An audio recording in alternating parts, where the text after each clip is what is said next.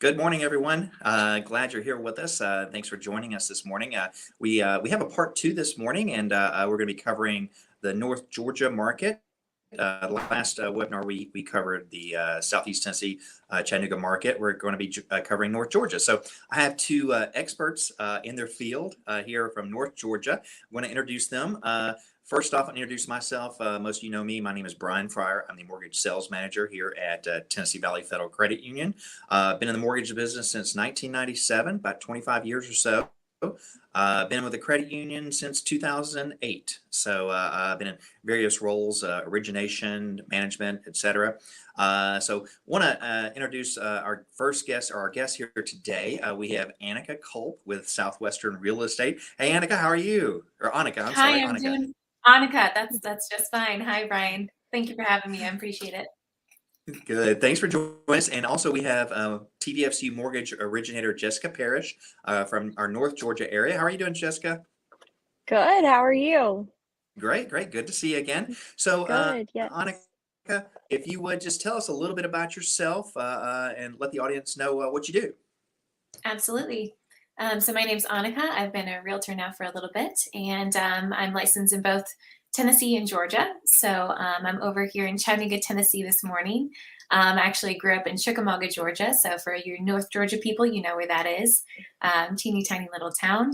But I love it. I love the area. I moved away to Chicago for about 5 years, lived downtown, and I absolutely loved it. But there is nothing like home here in Chattanooga, North Georgia. So happy to be back. I have a dog. I'm a proud dog mom to a big dog. He's a black lab pit mix. So he keeps me pretty busy, pretty active. And yeah, I'm happy to be here. So. No, well, thanks for joining us. We're really excited. And we have Jessica Parrish again with us today. Again, I may call her JP. I've nicknamed her that for years. So Jessica, just tell us a little about yourself. I am Jessica, and I cover the North Georgia branches for mortgage loans. I have been doing real estate for a little over 5 years now.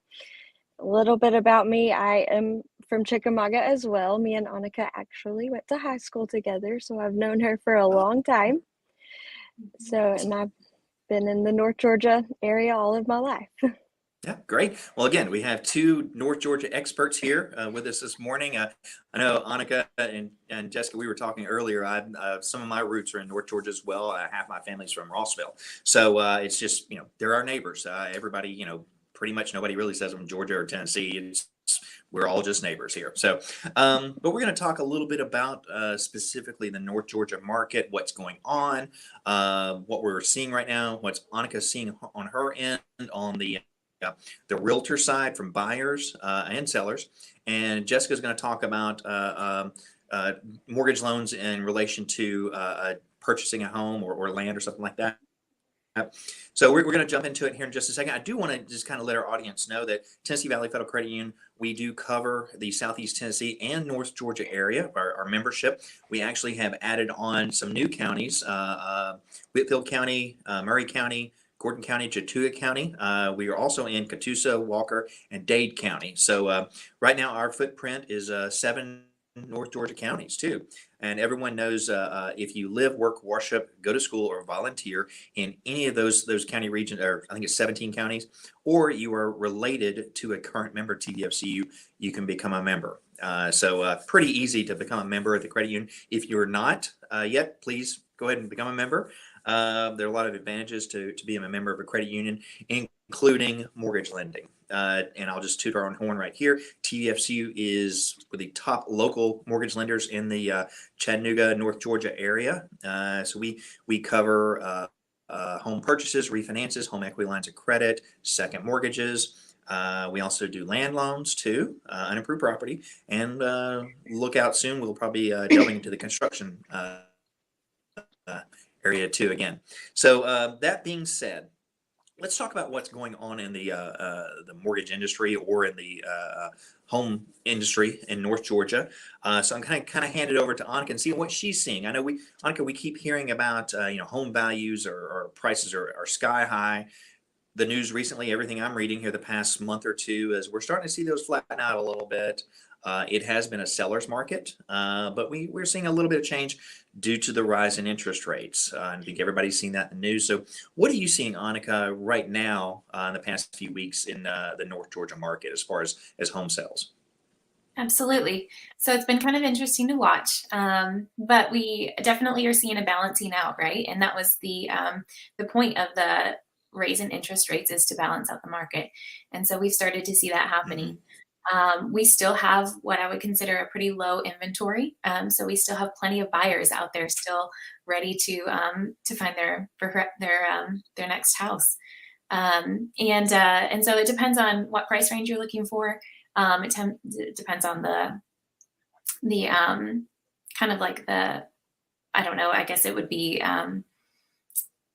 whether you're looking in the low 200s or the upper 300s or the 400s or up into the, high dollar homes, depending on what inventory is out there. Hmm. So we are seeing things last on the market just a little Hmm. bit longer. We're seeing some things last 2, 3, 4 weeks.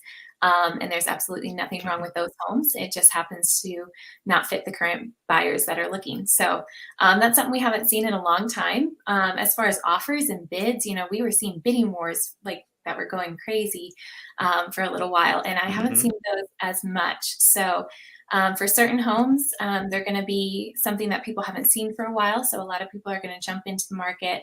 And then for other homes, there's something that maybe is pretty common, certain style of homes that you see pretty often in certain neighborhoods that maybe aren't as hard to come by. So those are going to sit on the market just a little bit longer.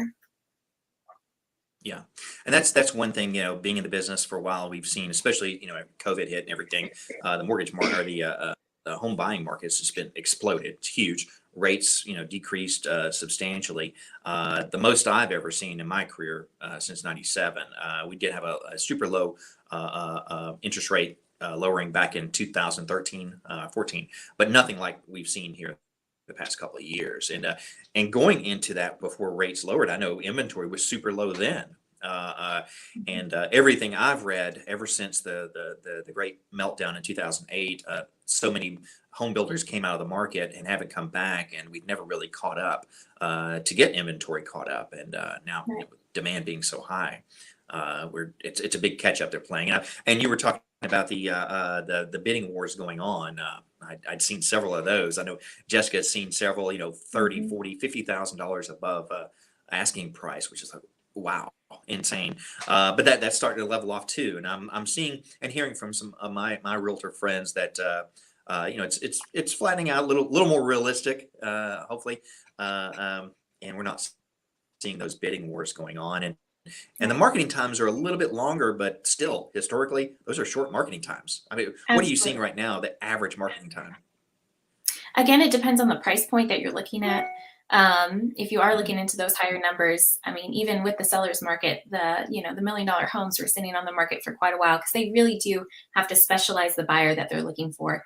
But for your average home Yeah. here in the North Georgia area or even in Chattanooga, it is a little bit slower in the North Georgia area. I think taxes and certain things kind of add up into that. But we are seeing things last for, I would say, 2 weeks to 4 weeks is pretty average. So we're seeing a lot of price drops. That's Yeah. something that's new. We haven't been seeing those for a while. So I think it's just an adjustment in the market for people to, when a realtor lists a home, they look at the current state of the market and they try to list based on one, their strategy. So they either price high and maybe someone's Mhm. trying to look for the right buyer that finds that home worth that amount of money, or they price low and they try to gain as Mhm. much interest to kind of build up their bids into the sweet spot that they're looking for. And so the market has been changing Yeah. so quickly that it's been hard to keep up as realtors. You can have one weekend to the next, you can run comps, a few days before and it actually change. So it's very important to find a realtor who is engaged in the market, who is looking consistently at all the numbers to try to keep up with the appraisal rates and things that are going on. So Yeah. Yeah. And that's something I always, whenever I do these, we talk about home buying, I know Jessica does too, is super important in this market for the past couple of years that you have a good qualified realtor who is familiar with the local area, a local realtor especially, because without it, good luck. I mean, in this market, you're just not gonna, unless you get lucky, and there aren't many of those. We've seen, I know Jessica's seen, family to family sales every now and then without a realtor. Okay, those are very rare and few and far between. But generally, you're going to have a realtor. If you're looking for a home, you got to. You guys are the experts on it. You know how to negotiate. You know what the homes are worth. You can get, look for comps and everything.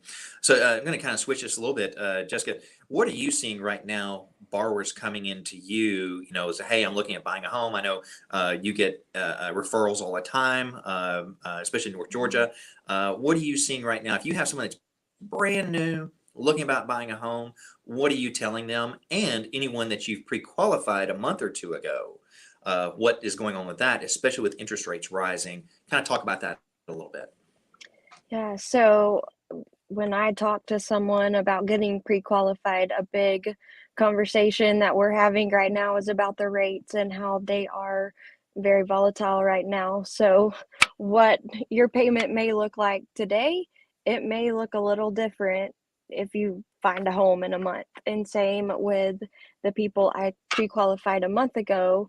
I try to keep in contact with them and let them know what the rates are doing, so they know, hey, rates have went up a little bit. The payment on this home is going to be a little bit higher than it was a month ago. So you may want to adjust your price range a little bit accordingly. So Mhm. that's been a big thing over the past, 6 months.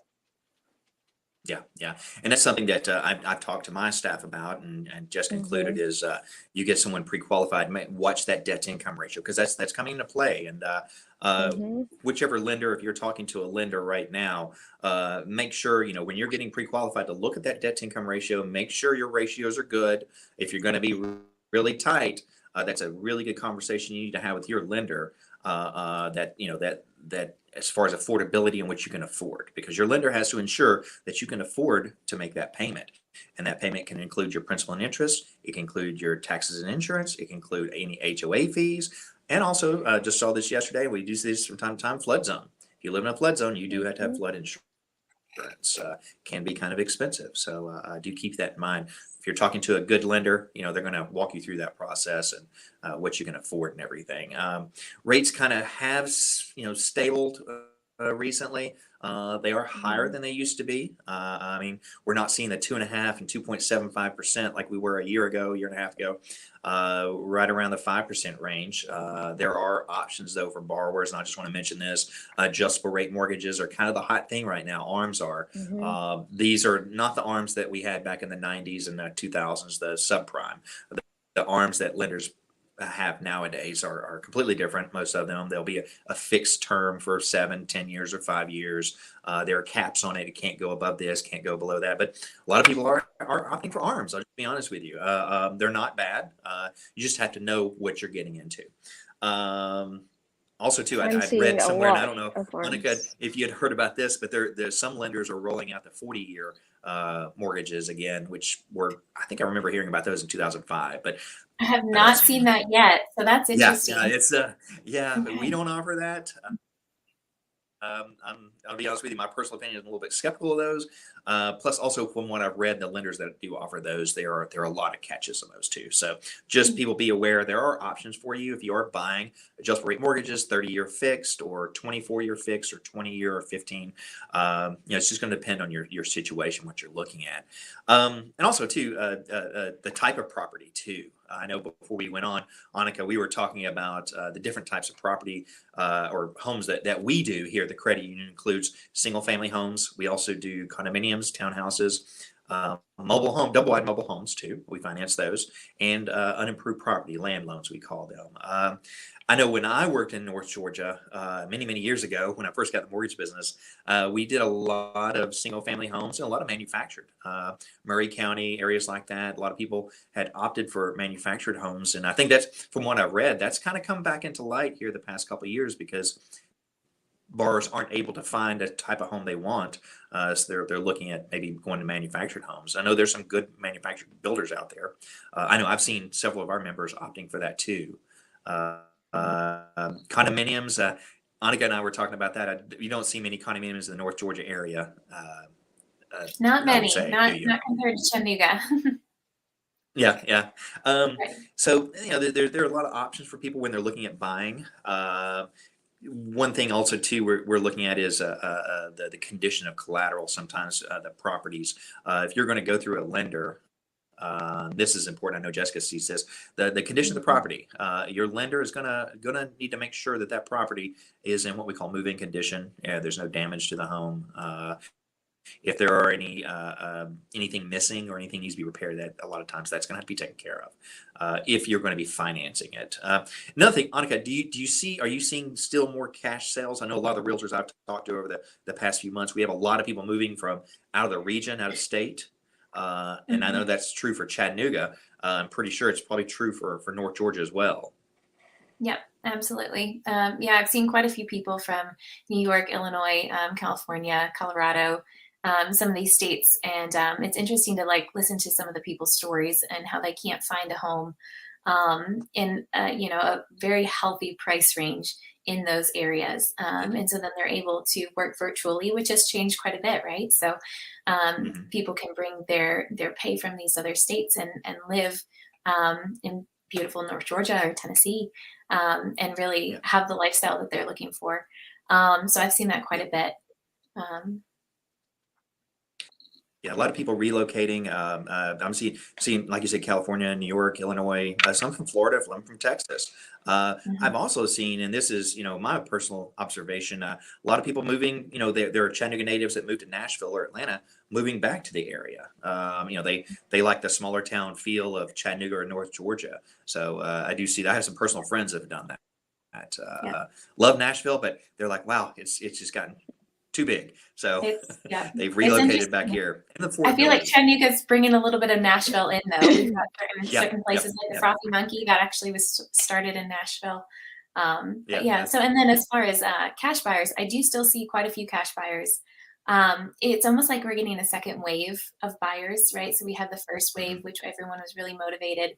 And now we're seeing kind of the people that were sitting back and waiting. They're kind of coming back into the market with a little more information, a little more knowledge, a little more preparation.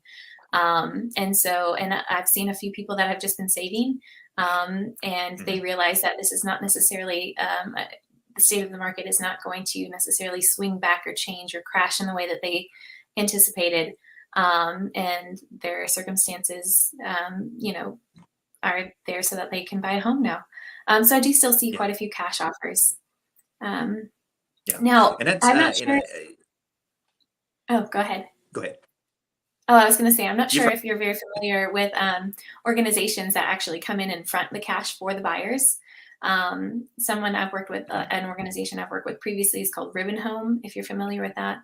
mhm. Now, I'm not I've seeing heard of any them. more of that. And so that's been a change in the market to where, so what Ribbon Home is basically a company that comes in and fronts cash and will take a percentage of your closing um, price and charge that Yeah, so that people were able to offer a cash offer in the yeah, competitive market and have a chance to get their home. And so that's changed, yeah. and I haven't seen that in a while. So, Yeah, yeah. The and I know it's been really big, especially with remote working. I have a relative of mine currently living in Los Angeles, looking at moving back to the Chattanooga area, and is able to work remotely. So we have a lot of that, a lot of remote workers coming to the Chattanooga area, and affordability. And I've always noticed this in my career, the price difference in North Georgia as opposed to right over the line in Tennessee. Can you kind of, I know you do both areas, Annika and Jessica. Kind of, Annika, if you could kind of talk about that, the difference in those two areas, and there's generally reasons for that. If you kind of want to cover that. sure. I think that the biggest reason is that taxes. Tennessee does not have an income tax, so that's probably one of the major reasons that people actually prefer to be in Tennessee. And it's interesting to watch the prices of the Yeah, homes. You actually see a pretty drastic change once you cross the border into Georgia. And so it yeah, depends on the buyer, right? It depends on what they're looking for. Are you looking for more of a downtown feel? Long term, does that, that those finances with your income tax make that much of a difference? Or is it perhaps better to be in Georgia? Now, if you're looking for land, Georgia has some beautiful land, some beautiful acreage, really pretty areas. It's a bit quieter, a bit slower. You don't have as much traffic. Chattanooga's grown so fast and so quickly, you get quite a bit of traffic that you'll have to work with. So if you're looking for more of a slower pace, a little more quality, then Georgia's definitely where it's at. So there's pros and cons. It depends And on the you priority. mentioned land. Yeah. And you mentioned land. I'm going to let Jessica kind of talk about this because this is one of the things that we specialize here at TVFCU, what we call our land loans or unimproved property. Jessica, if you kind of want to touch on that just for a couple minutes about what we do. Yeah, so especially in North Georgia, I do a ton of land loans, unimproved property. Our land loan is one of the best products that I know of and that I've heard of. We do a 15-year loan and we require 5% down. So that's unheard of. Most of the time, you have to put a lot more down. There's also no private mortgage insurance on that loan, even though it's a mortgage and you're not putting 20% down, you still don't have to pay that extra PMI. Yeah. And that's one thing I've noticed too. Especially inventory being so low, we have disgruntled lookers or buyers. They've gotten pre-qualified. They're looking for a home. They just can't find it in their price point. So they've decided to, they're not going to buy right now, but they've gone to the option of maybe finding some land and buying that either as an investment or maybe building on later or putting something on it later. So that's something that has been a big option a lot here lately that I'm seeing, especially in North Georgia. Like you said, there's still available land there in North Georgia, quite a bit, and the prices are very reasonable. And then we do some other areas too, but North Georgia tends to be a very hot area for land, for available land and everything. And also too, it's a finite commodity. They're not making any more land. So if you want to get on while the pricing is still good, I do kind of recommend that right now. If you already own your home, but you want to buy something for an investment later, you may want to build on it later. You may want to give it to a child when they're old enough so they can build on it. So again, it's a good move if you're looking at that. Rates are still good. Now that's something too I kind of want to touch on. Just being in the mortgage business since '97, rates have gone up, yes, but rates still are good. Historically, I know when I first got in the business in '97, I think the best interest rate you could get was around 8.5, 8.75, almost 9%. So, and that was considered a good interest rate. Boy, if you could get 7.5, that was fantastic. So being in the 5% range is still not bad. However, it does affect what a borrower can afford. So affordability, especially with home values going up so high. So that's something that you have to be cognizant of and aware of. So when we went on the air earlier, you had said something about June, a record-breaking thing that came up. If you kind of will tell our audience, what was going on, this kind of will lead to what we were talking about a little bit earlier, but kind of perked my interest. I had heard this was happening, but I didn't know June was a record-breaking event. So you could tell us a little bit about that. Yeah, absolutely. So as people get pre-approved, the process is that they give you all their finances. They kind of walk through what they can afford, and they're looking at specific interest rates at that point. Now, you don't actually lock in that until closing. And so there's about a 30 to 45 day, depending, of time that you have things fluctuating. And so what happens is people were offering on a price point that they thought that they could afford. And then they would come to the closing table and actually have to fall out of contract because their financing no longer covered the same amount because of the rise in interest rates. So, I mean, what we saw in June was just like a very quick change. We saw things rising pretty quickly. And so in turn, that was what was happening is actually it was a record-breaking month for people falling out of financing for that reason.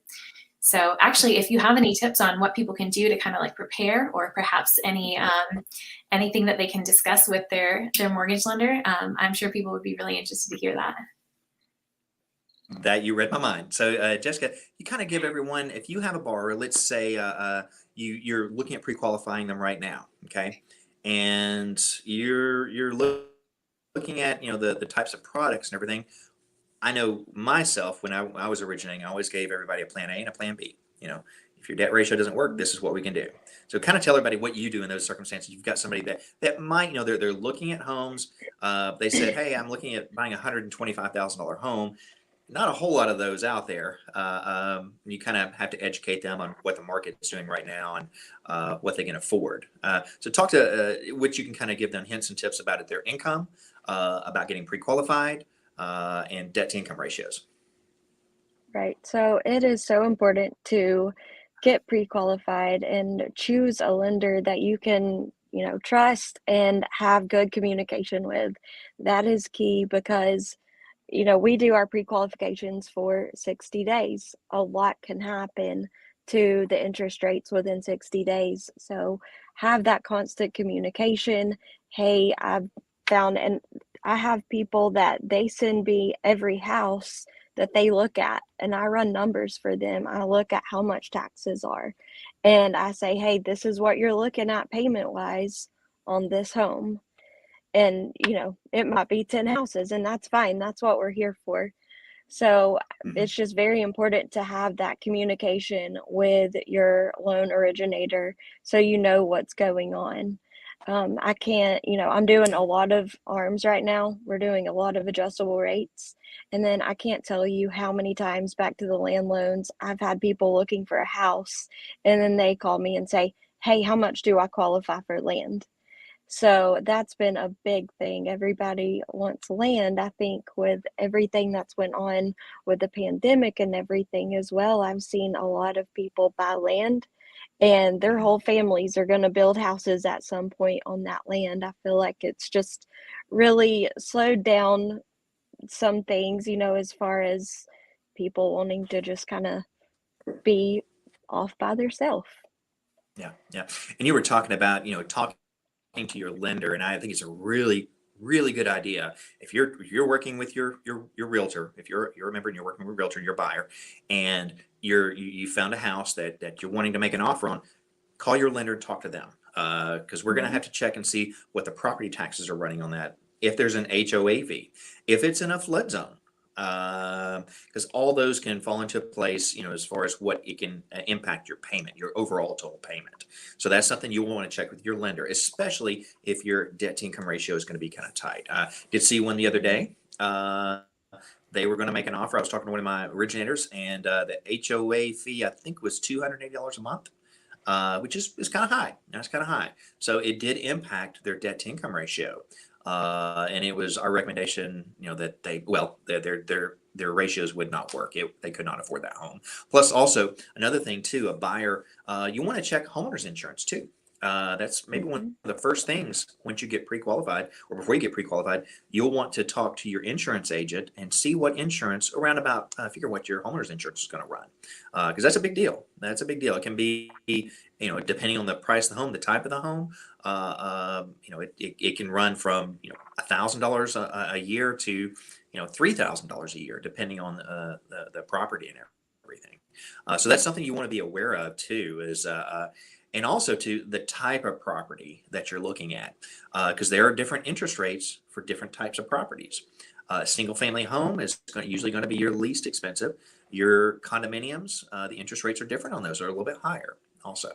So people in mobile homes, as well, double wide mobile homes, your interest rate's going to be different on that too. So if you are pre-qualified for a single family home, but you have found a condominium or a manufactured home, talk to your lender and let them know, hey, I found a different type of property I'm interested in.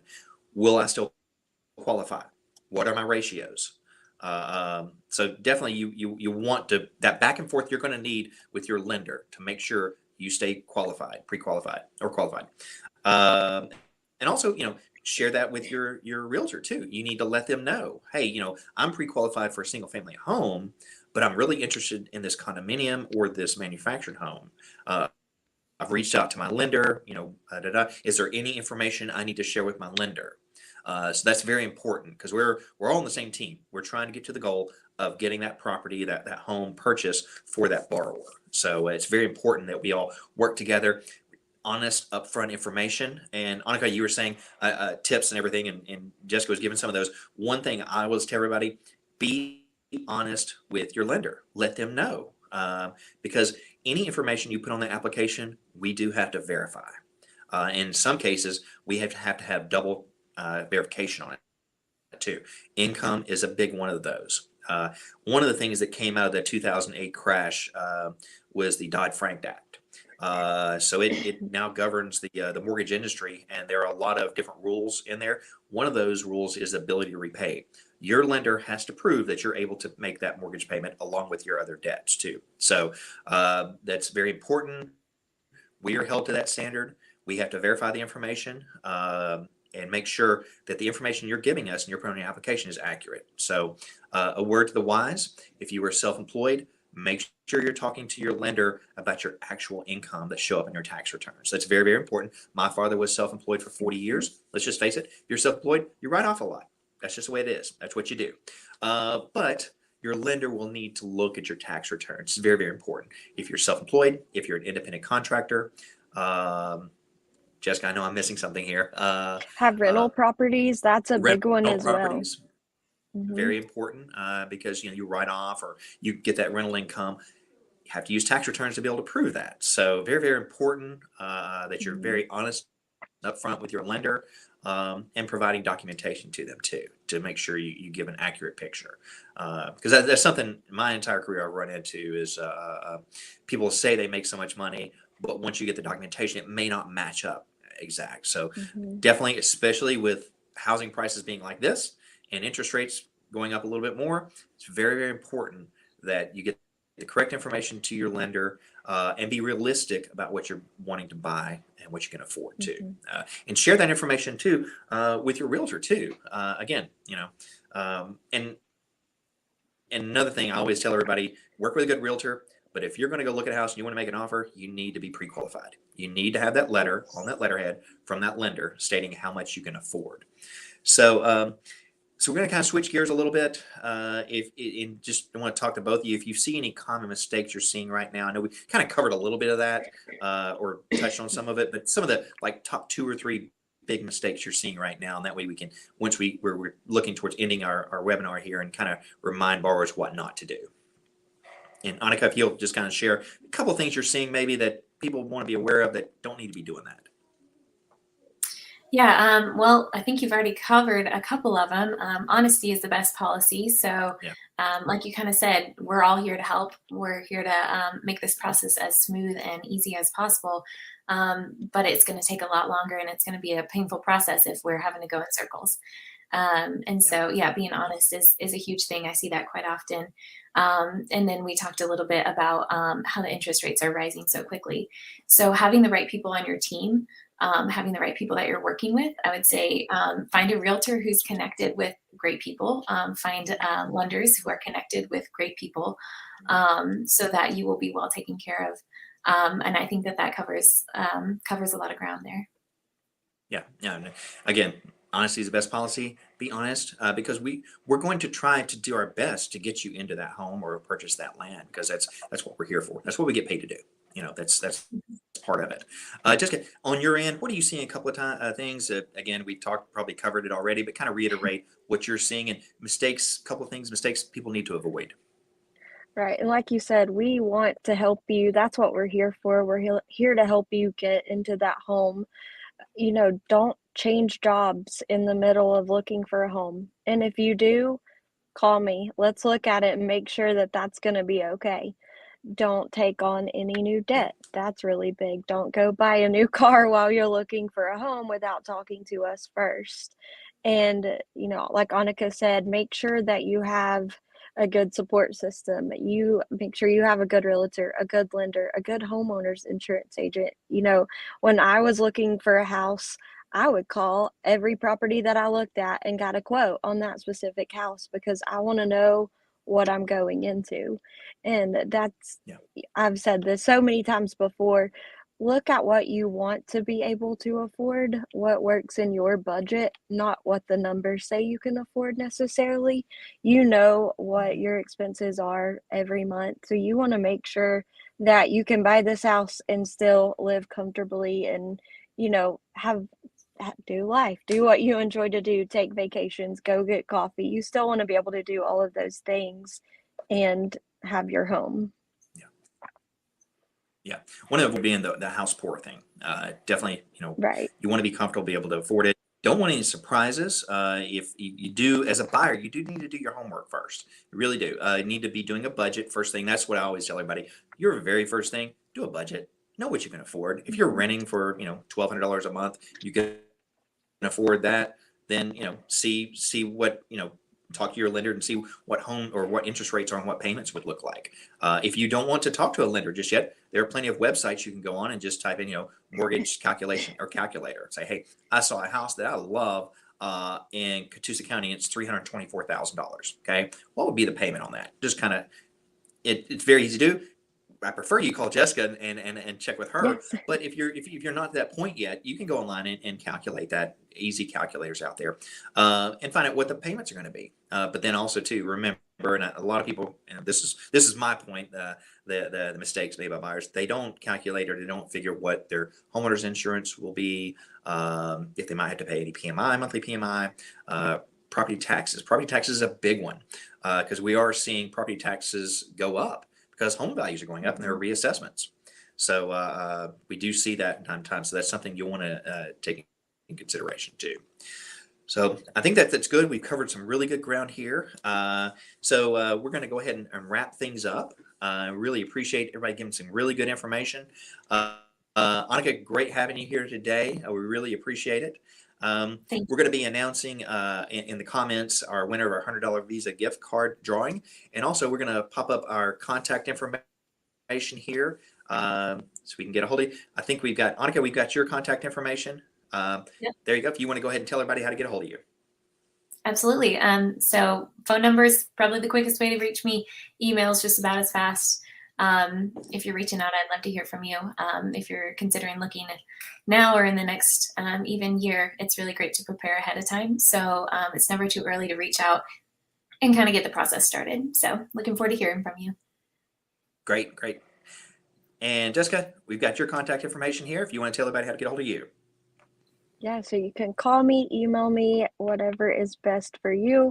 Like Annika said, if you don't start having the conversation at some point, then you're never gonna be able to work your way to where you need to be to purchase. So if you're not ready now, at least have the conversation with us so that you know what you can get prepared and you know what you can afford and where you need to be able to purchase that home.